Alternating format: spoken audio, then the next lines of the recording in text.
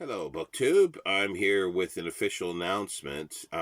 Yes, Edgar, I'm getting to it. Yep, it's the official announcement that there's a new book club on the block, and it's Edgar's book club. Yeah. Uh, One thing that I missed saying, and he hasn't let me. He's bugging me to make sure that I say this. That the one stipulation for the authors is they have to be dead. You see, Edgar's big on dead rights. He wants inclusion of the dead. They get maligned and they're left out, and he doesn't like this. There's all these other rights that are going around, but he's big on dead rights. So yeah, and the other thing is that he's decided that the books have to be published prior to World War I. No, not no.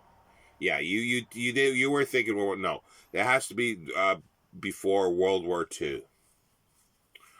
And he has a message for Roger. There was a comment that was put on the video suggesting the book club by Michael. Roger got Michael to, his front man to put a comment on there, and I guess Roger is furious that Edgar is starting a book club. Well, and Roger is consulting the Necronomicon. Yeah, you can hear him laughing in the background here because Edgar just basically told me to write, bring it on, because Edgar wrote the Necronomicon. So, well, yeah. So, Roger, do your worst.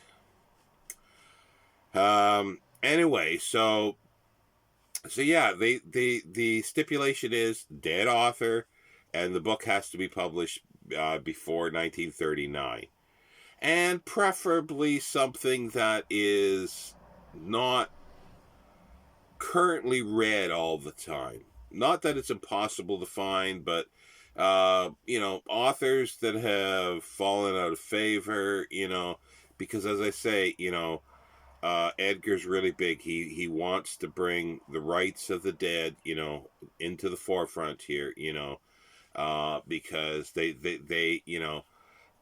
he just feels that these authors have been neglected, and they're being abused. Their work is being abused. So Roger, wants to step up to the plate and make a statement, and that uh, the dead matter, and their work matter, and we should not be changing it. So that's Edgar's philosophy for this. So I've got a few things here he wanted me to show of the types of things. It won't be set to one genre. It'll be open up, so it will include thrillers, mystery literature, science fiction, horror, you name it, And there's some really big names that were around at the time, but not read as much anymore.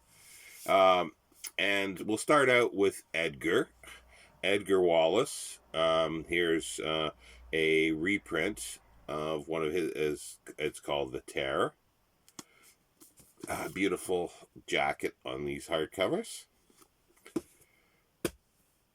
And that was mentioned. Aaron mentioned this. Bulldog Drummond, and that is. Oh, sorry, Edgar. Bulldog Drummond. This is, I think, this is the first one. The Black Gang, and by Sapper. Well, that was the pseudonym for H.C. McNeil, Herman Cyril McNeil. And there's a bunch of those. And then we've got Earl de Biggers with Charlie Chan books, and this is the first one, The House Without a Key. Look at the cover on that. Just beautiful. We've got R. Austin Freeman, very, very prolific, and didn't just write the Thorndike mysteries, or I guess they're mysteries. This is the great portrait mystery. Well, it says mystery in the title, so there you go. So that's a great series. They're short as well, generally. And then we've got Sax Rohmer and one of his Fu Manchu books. So that's a possibility there. Yes, Roger. Yes, we know. Like you want to stand up for the rights of the dead, but you do not want to. You do not want to promote their beliefs at times, but you want to be able for them to say it. Yes. And because we're adults, we realize things were different, and yes, and you read it for different reasons. And anybody who reads it for the reason that they believe with the beliefs, well, they can go, they can go bugger off. Yes, we will all understand that, Edgar.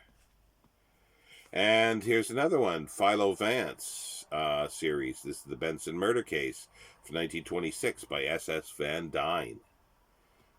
And an amateur sleuth who's an art expert and collector.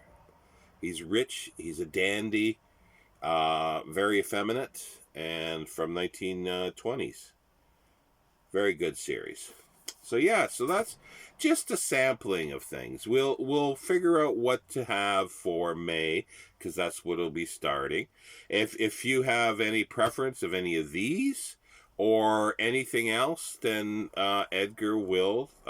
He assures me he will consider any suggestion. But again, they have to be a dead author and published prior to 1930. Well, prior to Second World War, 39 and before. So there you go. Is that everything, Edgar? Yeah. I think I've covered it all now. Yeah. You can see he's very, very pleased that this is happening, he's been planning on, doing something like this, or at least, because, they communicate occasionally, Roger and Edgar here, but it's a well, Roger Hotep is a youngster, so and Edgar sometimes doesn't have patience for these young kids, and he says he's a time lord, but you know, uh, Edgar knows better. Yeah, so we'll just keep that. Roger can have his mystique. Edgar knows. Thank you, BookTube.